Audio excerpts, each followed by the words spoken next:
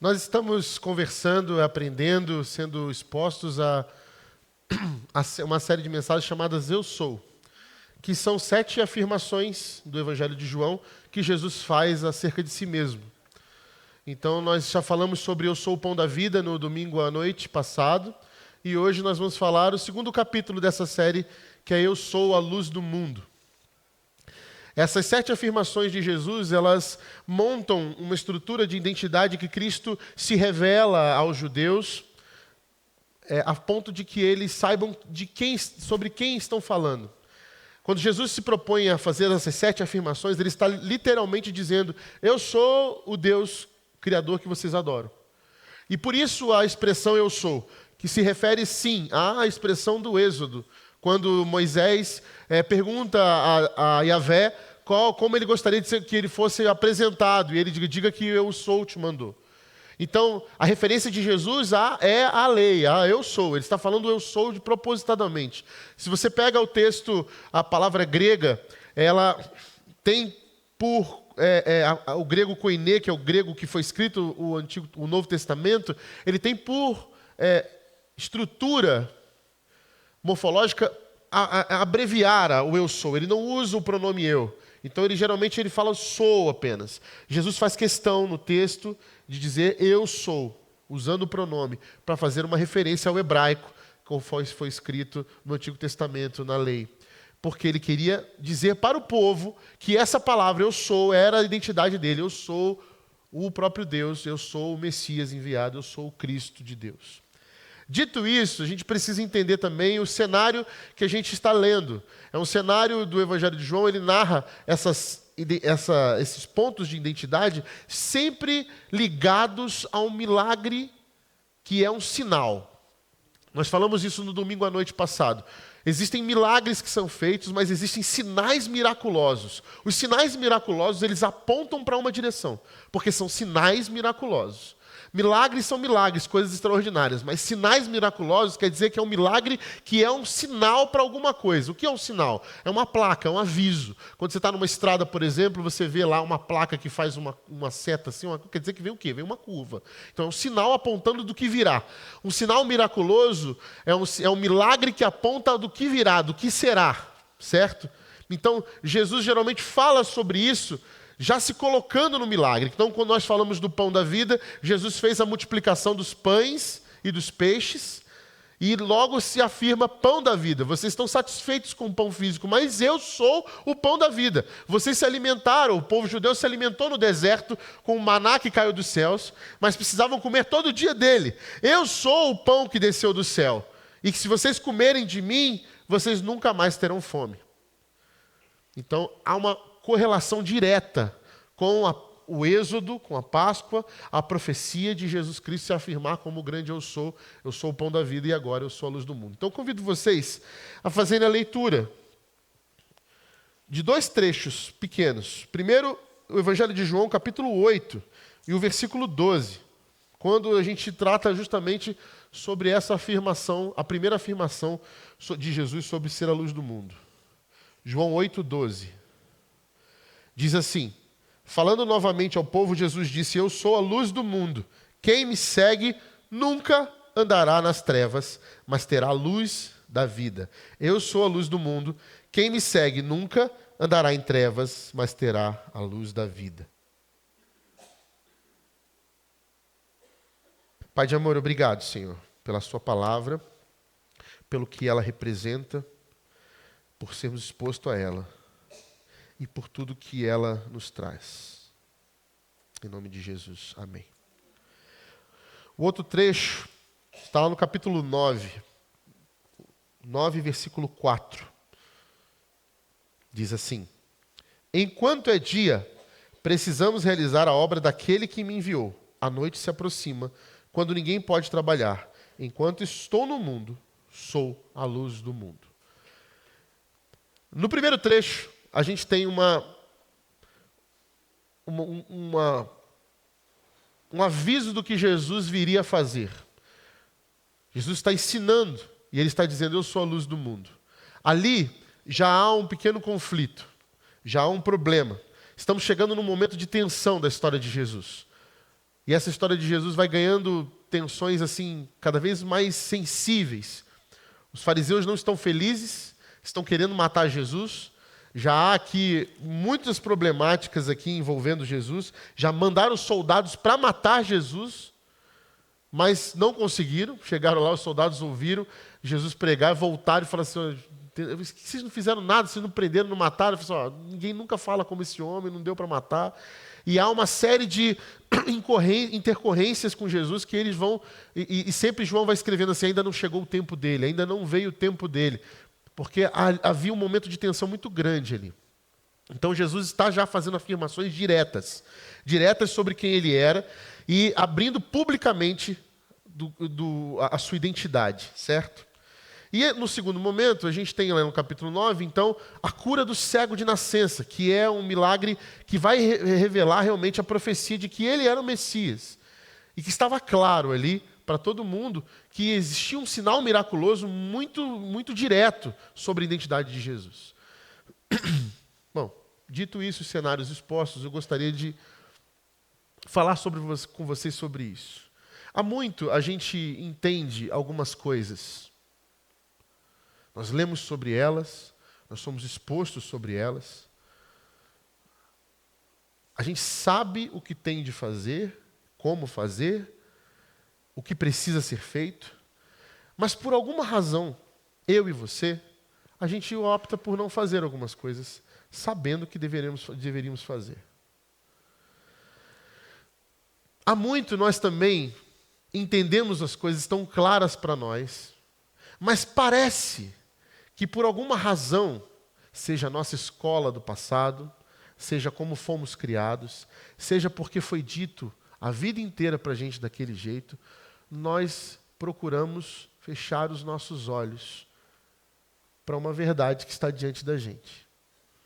Não é incomum a gente ver pessoas diante de provas irrefutáveis de que algo está certo daquele jeito, mas essas pessoas, diante daquelas provas, se negam a admitir que aquilo é o que é de fato, porque de algum modo aquilo mexe com o teu orgulho, mexe com o nosso interior de alguma forma e provoca em nós uma sensação de derrota ou de sentimento de que eu não posso admitir a minha própria ignorância, a minha própria precariedade. Então, para eu me manter, né, no topo, ou para me manter sobre a razão, ou para me manter sobre a razão em cima do outro, eu, então, nego que aquilo seja real, mesmo que aquilo seja escancaradamente real na minha frente. Quantas coisas a gente faz, desde as corriqueiras, as mais graves, que nós negamos para se manter um status quo. Ou seja, para a gente manter uma ideia que eu estabeleci, que eu quis, que foi estabelecida, para que isso me favoreça de algum jeito. Eu sei o que tenho que fazer, eu sei o que preciso fazer, eu sei a verdade, mas mesmo assim eu continuo fazendo as coisas erradas. Ou faço as mesmas perguntas, até que as perguntas, que já têm as respostas, se adequem às minhas respostas e não à resposta que de fato é. Estou filosofando, eu sei, né? Calma, vamos chegar lá. Às vezes a gente fala assim, está claro para a gente, aquela porta está errada, Rodrigo. Ah, Deus, mas é uma porta que vai fazer com que eu tenha mais coisa, eu consiga fazer mais... Mas, Rodrigo, essa porta vai te levar por um caminho que você sabe que não é legítimo, você sabe que isso vai custar caro para você depois. Tá, mas se eu fizer de um jeito que eu consigo, porque é tão bom isso aqui é tão ideal, tal. Ah, Senhor, por favor. E aí você continua orando sobre aquilo, por aquilo que uma coisa que Deus já disse para você a resposta. E aí a gente fala, Deus está em silêncio, não está me respondendo. Ele não precisa te responder, você sabe que não é para abrir essa porta. Você sabe que não é para fazer aquilo. No seu fundo ali, da tua alma, na tua gaveta, você sabe que aquilo está errado. Você sabe que aquilo não... Você sabe que o que tinha que fazer era isso. E aí você justifica. E você justifica arrumando umas desculpas para a sua preguiça, a sua falta de compromisso, a sua falta de proatividade em fazer aquilo. Eu tenho que fazer, mas eu não quero fazer, então eu vou arrumar uma desculpa. Isso acontece nas coisas pequenas da nossa casa, nas discussões de casal besta, né? Você chega, você sabe que tem que fazer aquilo. Você sabe. Mas aí você fala assim, mas eu tive um dia muito cansativo, eu mereço esse tempo de não fazer isso. E aí dá um problema naquilo, você fala, mas eu sempre faço. Hoje eu não quis fazer, mas você sabe que tinha que fazer aquilo. E aí você começa uma discussão com uma pessoa, você sabe que aquela pessoa está certa, que ela apresentou um motivo certo, mas você não quer dar o braço a torcer e você fecha o seu coração e os seus olhos para dizer para aquela pessoa assim, não vou, e não tem mais argumento. E quando não tem mais argumento, o que a gente faz? A gente ataca a pessoa. A gente faz isso o tempo todo. Eu posso um dia ser a vítima, mas um dia eu posso ser o opressor. Eu sei que eu preciso, né? Mas eu não faço. Eu sei que eu tenho que evitar o açúcar, mas é tão bom. Eu sei que eu preciso ser menos violento na minha fala, mas às vezes eu fico muito irado, e foi você que me irritou. A culpa é sua que me irritou, porque você sabe, você me conhece, mas você sabe também que estar irritado, ser violento é errado, e que você não deveria fazer isso. Está ficando claro agora, né? Estou vendo o rostinho de vocês. Era isso que ele estava falando. Eu sei. Existe um ditado que minha avó dizia, eu aprendi com a minha avó, mas ele é bem famosinho, que o pior cego é aquele que não quer ver. E como a gente gosta de não querer ver algumas coisas, principalmente quando se trata das nossas precariedades. Eu cresci assim, eu ouvi assim, mas o pastor já me ensinou que não é assim. Os meus amigos já falaram que não é assim, mas eu quero isso, é tão bom ter isso desse jeito. Essa nostalgia e esse saudosismo que me prendem, mas também te tornam intolerante, preconceituoso, arrogante. Eu sei que isso é um papo muito pesado, que eu sei que eu estou sendo violento, eu sei hoje que realmente a nossa cultura ela é mais, ela entende melhor alguns pontos da nossa relação, mas isso é tudo mimimi. Mas eu sei que esse mimimi tem razão de ser, eu já fui convencido lá dentro. E aí a gente às vezes se junta com outros que pensam igual, e aí faz aquela fogueira, né, em torno. É isso aí, é tudo... Mas no fundo todo mundo sabe que nós estamos sendo violentos, que estamos negligenciando coisas que aprendemos, que a sociedade evolui ao longo dos anos, e que a gente precisa aprender que as relações também evoluem. Não tem como a gente botar... medidas nas relações homem e mulher no passado, e a relação homem e mulher hoje, a relação filhos do passado, a relação filhos hoje, mudou mesmo. E muda porque a gente vai adquirindo conhecimento, a ciência evolui, a psicologia evolui, a educação evolui, e a gente vai aprendendo coisas novas. É por isso que na década de 90, a gente viveu um Chernobyl na educação infantil, né? Eu nasci no final da década de 80. Os meus anos 90 foi uma infância, a pré-adolescência, que, meu Deus do céu.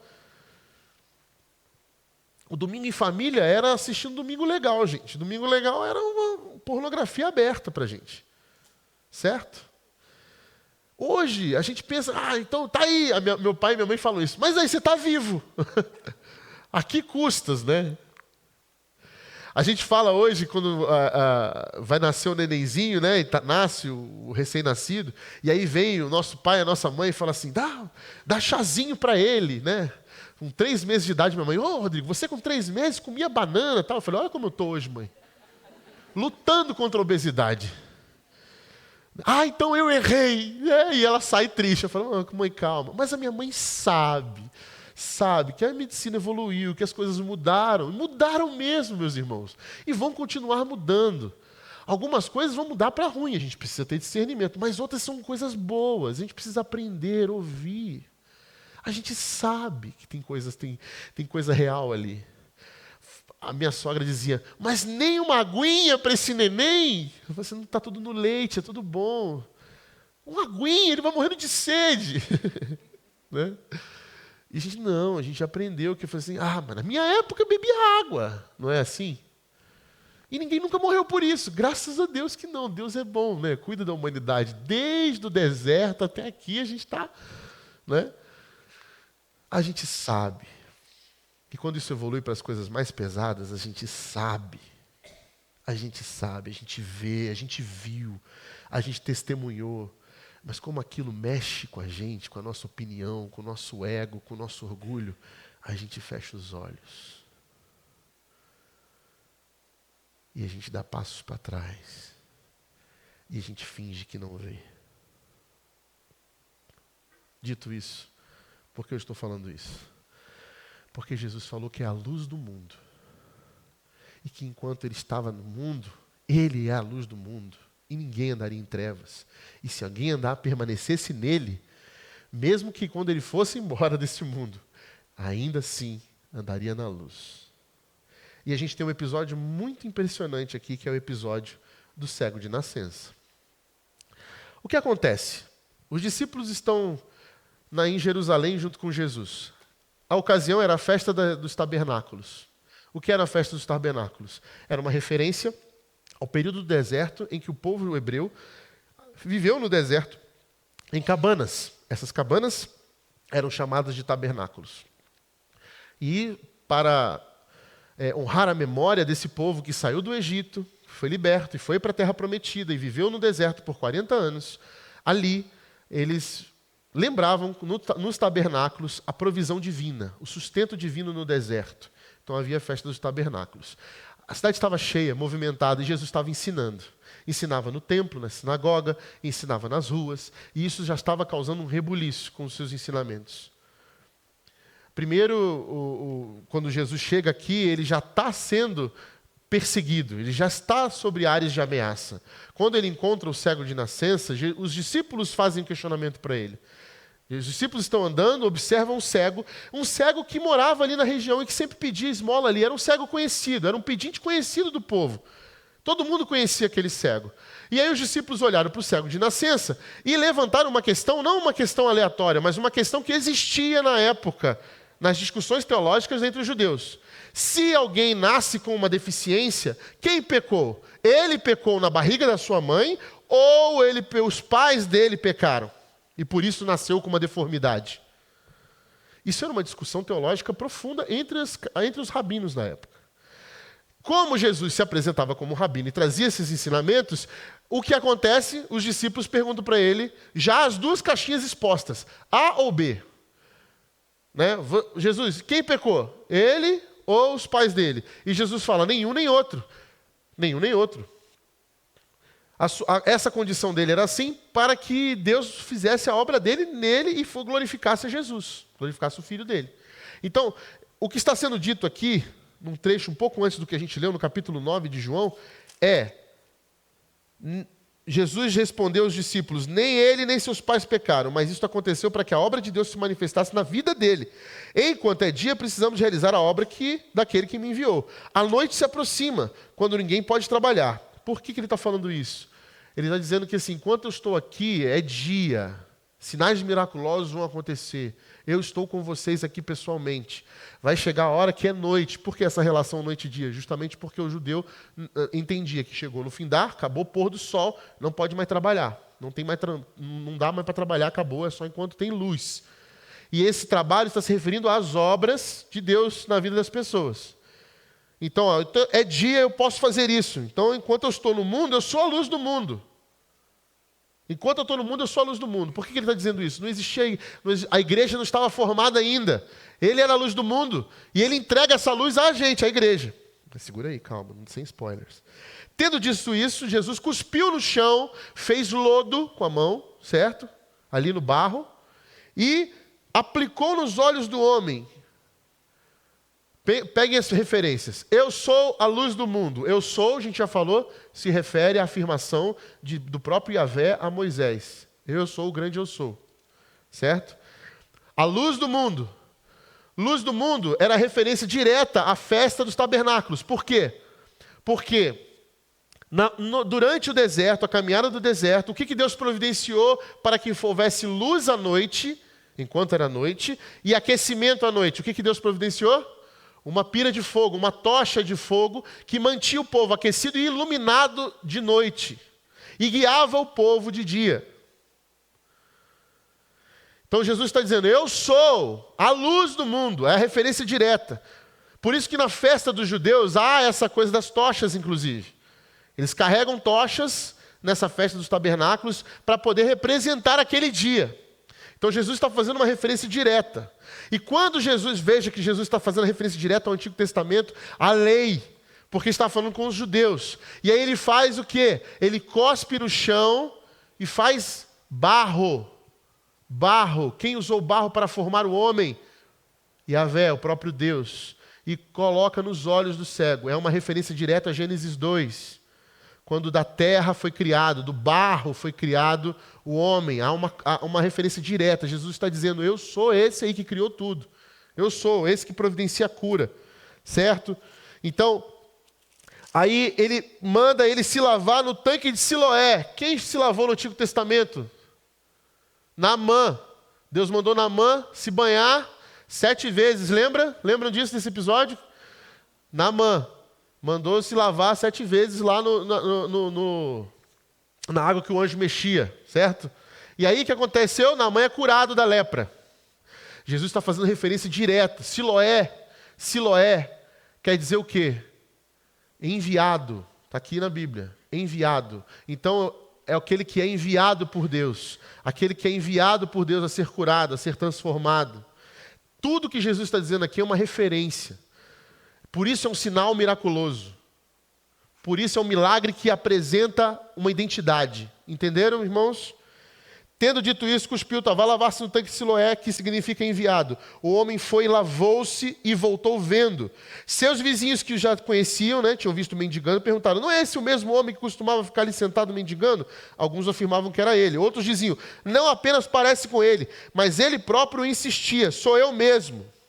Então, como foram abertos seus olhos? Interrogaram eles. Ele respondeu, o homem chamado Jesus misturou terra com saliva, colocou nos meus olhos e me disse que fosse lavar-me em Siloé. Fui, lavei-me e agora vejo. E eles lhe perguntaram, onde está esse homem? Gravem o versículo 11 do capítulo 9, quando ele diz, o homem chamado Jesus, tá bom? Então, onde está ele? Ele falou, não sei. E aí os fariseus ficaram loucos, porque um cego de nascença, com muitas testemunhas, foi curado. Isso é um sinal profético, certo? Levaram ele aos fariseus. E aí, qual é o grande lance aqui, gente? Que dia que era na semana? Jesus era um cara, ele gostava de fazer bagunça, Jesus. Podia fazer na sexta, Jesus. Podia fazer na segunda, mas no sábado. Bagunceiro, Jesus. Bagunceiro. Mas por que ele fez no sábado? De propósito. É óbvio. É claro. Por quê? Porque ele queria que isso fosse um sinal miraculoso. Então, os fariseus também lhe perguntaram, como ele recuperava a vista? O homem respondeu, ele colocou uma mistura de terra e saliva. Agora vocês vão concordar mais comigo que Jesus era bagunceiro. Presta atenção. Terra e saliva em meus olhos, eu me lavei, agora vejo. A tradução aqui também pode ser traduzida como barro. E alguns fariseus disseram, esse homem não é de Deus, pois não guarda o sábado. Por que ele está falando isso? Na tradição judaica existe um compilado da tradição da lei oral, porque existia a lei escrita e a lei oral dos judeus. A lei oral era a lei baseada nos ensinamentos humanos. Os humanos interpretavam a lei e faziam leis a partir da lei. Coisa que a gente gosta de fazer, não, William? A gente gosta de fazer lei em cima de lei, para cima de lei, porque a religião ela é impregnada na gente. Esse compilado da tradição oral se chama Mishnah. Mishnah era dividido em 6 categorias, que diziam coisas a respeito da lei.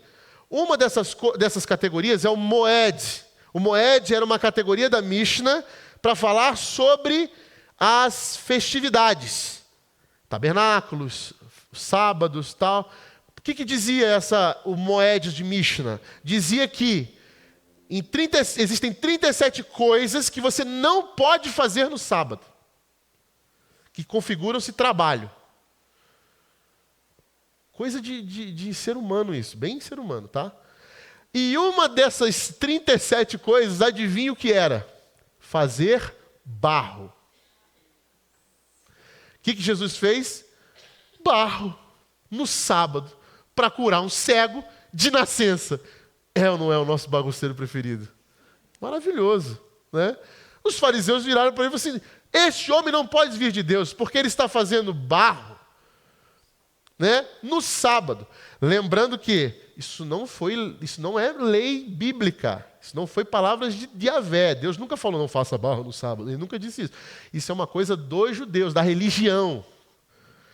E em nome dessa religião, os fariseus estão dizendo, não pode, esse homem não pode ser de Deus. Eles esqueceram todo o sinal de um cego de nascença sendo curado, coisa que em nenhuma outra literatura era narrada, e nenhum outro profeta falou. Nunca antes na história isso foi exposto, um cego de nascença curado, isso nunca havia acontecido.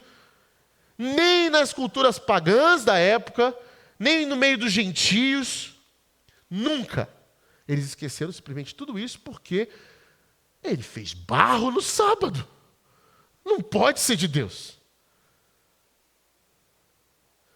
Como que esse homem que usa brinco e tatuagem prega?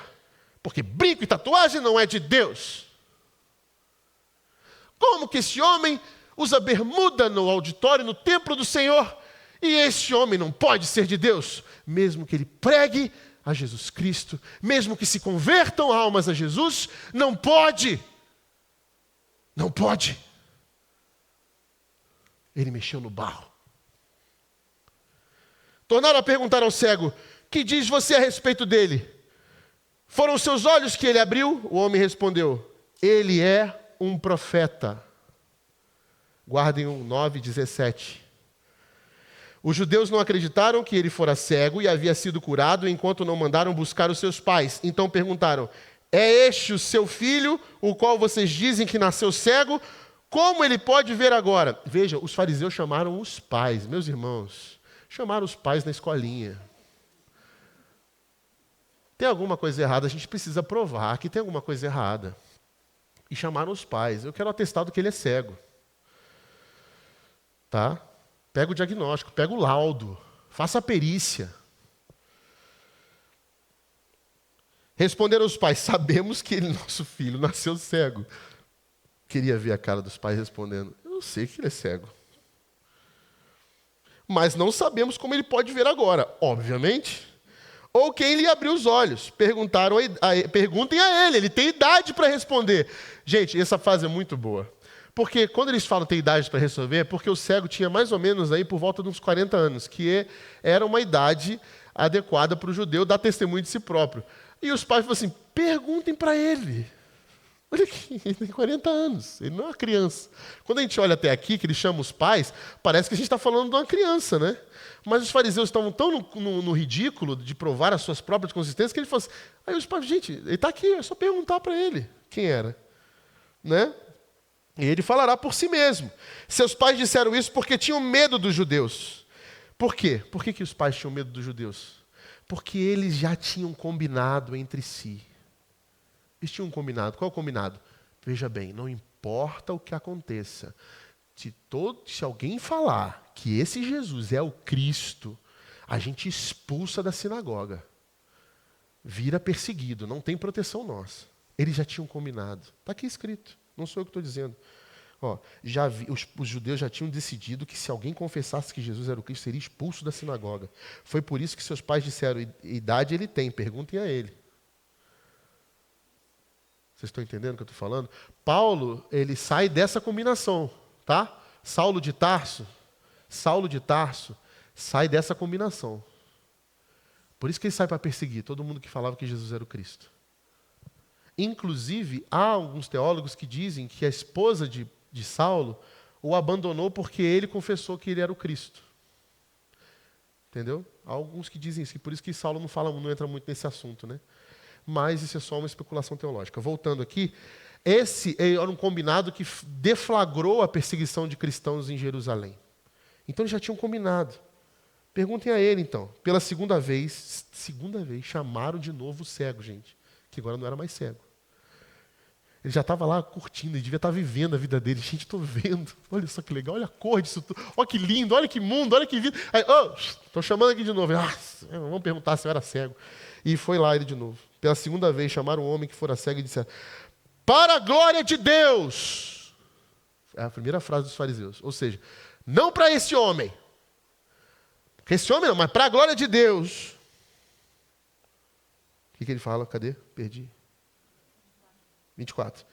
Para a glória de Deus, diga a verdade. Sabemos que esse homem é pecador. E aí ele respondeu: não sei se ele é pecador ou não. Uma coisa eu sei, eu era cego e agora vejo. Eu adoro esse cego aqui, cara. Ele é maravilhoso. Então eles perguntaram: o que fez ele a você? Como abriu seus olhos? Ele respondeu: eu já disse, e vocês não me deram ouvidos. Por que querem ouvir outra vez? Eu já mostrei para vocês, está diante de vocês, está diante de seus olhos, vocês já viram, ouviram o testemunho, meus pais vieram aqui, vocês já sabem de tudo, está diante de vocês. O que vocês querem ouvir? Por que vocês querem ouvir mais uma vez? Porque, acaso, olha o cego, que maravilhoso esse cego, gente. Acaso vocês também querem ser discípulos dele? E aí os fariseus ficaram loucos da vida. Então eles insultaram e disseram: discípulo dele é você. Olha que maravilhoso isso, gente. Discípulo dele é você. Nós somos discípulos de Moisés, da lei, da religião, da denominação. Sabemos que Deus falou a Moisés, mas quanto a esse nem sabemos de onde ele vem.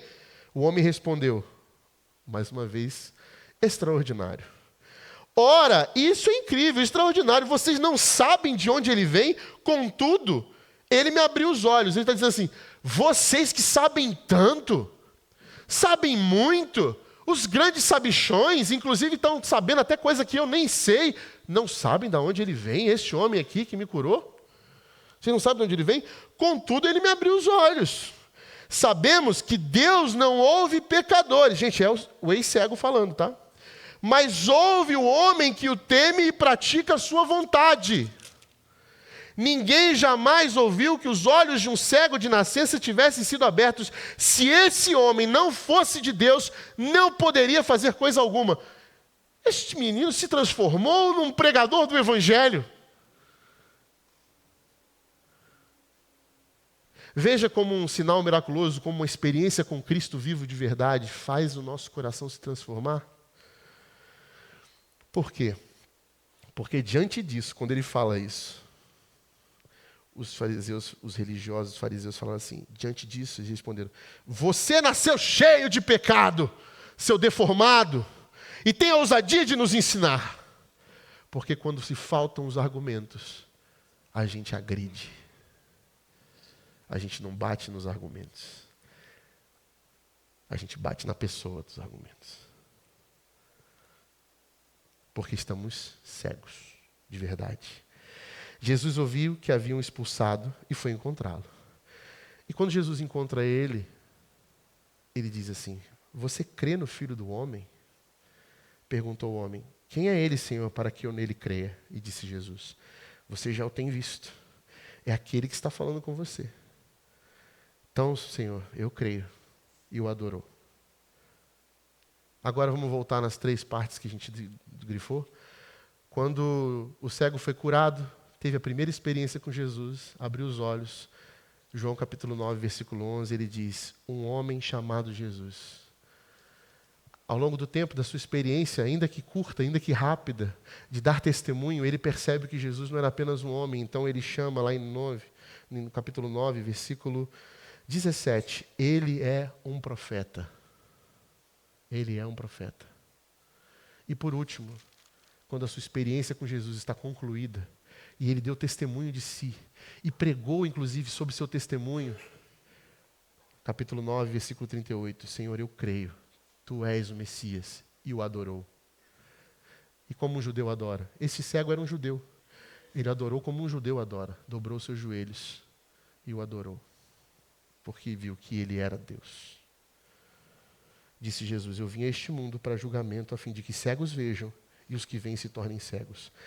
Alguns fariseus que estavam com ele ouviram-no dizer isso e perguntaram: acaso nós somos cegos? Os fariseus gostam de passar uma vergonha, né?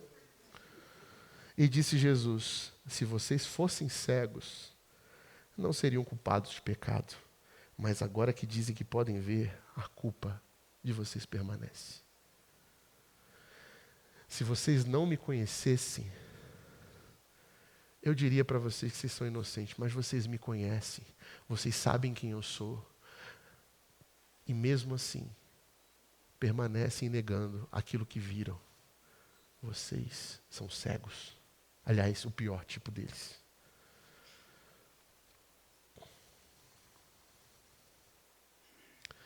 Mais do que entender a revelação e a identidade de quem Jesus é entender que o que ele faz e o que ele fez é uma experiência que nos mostra quem nós devemos ser. A experiência do cego é uma experiência de discipulado. Lembra lá no capítulo 8, versículo 12? Eu sou a luz do mundo. Aquele que me segue jamais andará em trevas. É uma experiência de discipulado. Eu estava num mundo mau, imerso em trevas, de ignorância, de maldade, de dor. Onde eu não conseguia enxergar nada a não ser o próprio nariz e as coisas que eu via de maldade. Vivia angustiado porque era só trevas, só escuridão. Não via as cores, não via beleza, não via graça. De repente, eu tive uma experiência libertadora. A luz chegou. A luz abriu os meus olhos. A luz restaurou os meus olhos, como que restaura a criação. Me mostrou de novo a criação bela. Me mostrou de novo o que Deus poderia fazer, o que Ele fez, o que Ele poderia fazer com este mundo através da sua graça e dessa luz. Eu vi uma luz que venceu as trevas. Eu vi a luz que venceu as minhas trevas. Essa experiência foi incrível. Este homem, que eu não sei direito quem é, nem de onde veio, chamado Jesus, mudou a minha vida. O que ele fez para você? Porque esse homem não pode ter curado no sábado? Olha só, vocês estão dizendo isso, mas ele é um profeta. Porque ele veio então para subverter aquilo que vocês consideraram pela religião inabalável, imutável. Mas ele está subvertendo a religião. Ele está mostrando para nós que isso são ensinamentos humanos e não podem ser maior do que ele. Então ele é um profeta. Veja, isso não é possível, porque você é um cego de nascença, eu não sei. Olha só, vocês estão dizendo isso aí dele. Mas eu estou vendo que vocês conhecem pouco, porque nunca na história tinham curado um cego. Nunca uma luz seria tão poderosa para dissipar as trevas de um cego de nascença. Mas eu vejo hoje, eu fui provado, eu vi. Vocês não estão enxergando, vocês não sabem de nada. E quando encontro Cristo, eu sei que Tu és o Cristo, porque o Senhor venceu umas trevas, que eu vejo que esse povo está nelas ainda, mas eu fui liberto, e eu adoro por isso. A nossa caminhada é assim. No início, a gente não entende muito bem algumas coisas. A gente tem dificuldade. A gente se faz de bobo até com algumas delas. A gente não quer ver. Dói enxergar algumas coisas, desconstruir outras, abandonar outras. Conceitos imutáveis, porque aprendemos a vida toda desse jeito. Mas de onde vem isso? É difícil abandonar algumas coisas. É difícil pisar no nosso orgulho, renunciar e ver que Jesus está mostrando um novo caminho. É difícil admitir. Quando abre os olhos, a luz vem muito forte. Às vezes a gente até fica com um pouquinho de dor, assim, incomoda. É difícil enxergar direito. Mas ao longo do tempo a gente vai começando a ter uma lucidez. E as cores vão entrando no seu lugar. A luz vai botando tudo no seu lugar. E você vai enxergando que algumas coisas realmente devem ser banidas. E que aquilo ali, na verdade, não passava de trevas disfarçadas de luz. E que o que eu via, na verdade, era sombra. E era tudo sombra. Mas agora que eu enxergo a luz, eu quero a luz. Eu quero viver essa luz. E essa luz me leva para uma graça maravilhosa. Um olhar para o mundo que eu nunca tinha visto antes. Mais do que isso, agora eu consigo ver Jesus não só simples como um homem, mas Ele é mais do que isso. Até que então eu entendo e caio de joelhos diante dEle e falo: eu creio, Senhor, Tu és Deus, Tu és a luz do mundo. O Senhor é capaz de dissipar todas as trevas. E eu não quero ser como esses. E aí no final agora nós temos uma decisão como igreja. Porque Jesus chama outra pessoa de luz do mundo. A igreja de Jesus. Vós sois a luz do mundo. Porque quando Jesus ascende aos céus, Ele diz: isso que eu fiz agora, de dissipar as trevas, é responsabilidade de vocês. Não se apeguem às trevas deste mundo. Este mundo é mau, imerso em trevas. Eles vão tentar vocês a ficarem presos às sombras que os homens criam, a essas luzes fajutas que não servem para nada. Mas eu dou a vocês a luz do mundo. Eu não dou a vocês a luz de Roma. A luz de Roma não serve para nada, é uma sombra. Eu dou a vocês uma luz que rompe as trevas, que liberta as pessoas das trevas. Este mundo tem muitos cegos, cegos de verdade, que precisam ser curados por essa luz. Vocês, igreja, não sejam esses cegos que não querem ver. Diante da verdade, permita que ela liberte o seu coração. Permita que a luz invada a sua casa, invada o seu olhar, o seu coração. Abandone os conceitos que achava que era porque alguém disse, porque alguém viu, porque é isso. E deixe que a graça e o amor e a poderosa luz do Senhor desfaça toda essa escuridão densa, que aprisiona cada um de nós. Que a religião não tenha força sobre o amor e a graça que invadiu o nosso coração quando fomos libertos da escuridão, da cegueira espiritual. Nossos espíritos foram libertos, curados. O que falta em nós para reconhecer o Cristo e o adorá-lo? O que falta em nós para dizermos: eu preciso fazer isso? E sair dessa infantilidade de dizer: ah, Senhor, eu faço isso ou aquilo. Você sabe, querido. Você sabe, querido, o que você tem que fazer. Senhor, é isso aqui que eu tenho que fazer. Você sabe. Se você anda comigo, você não anda em trevas. Não negocie com as trevas. Não permita que as trevas dominem o seu andar e o seu caminhar. Quem anda comigo anda em luz, porque eu sou a luz do mundo. Quem anda comigo está liberto. Permita que a graça, o meu amor e a minha misericórdia invadam a sua casa como a luz do sol, que irrompe a alvorada na madrugada. Abandone seus preconceitos. Abandone os seus dilemas religiosos. Abandone o seu orgulho. Abandone tudo isso e caia de joelhos diante do Cristo e diga para Ele: Senhor, eu o adoro, Tu és o Cristo, Senhor, que me deu a luz. Eu estava cego e agora eu vejo. Traz de volta para mim a visão do Éden, a visão da Tua criação restaurada, a visão da Tua humanidade perfeita e a Tua divindade que cura e transforma. Muda minha mente, me permita experimentar, Senhor, essa luz. Tu és a luz do mundo, Senhor. E nós, igreja, temos essa responsabilidade. Nós não estamos aqui para cegar as pessoas. Embora o nosso testemunho público hoje tenha sido muito mais um testemunho de cegueira do que um testemunho de luz. Que nós, igreja, possamos resgatar a luz que transforma a cegueira em vida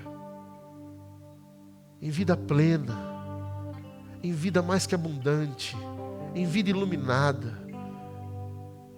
Abra as janelas da sua alma, abra as janelas do seu coração.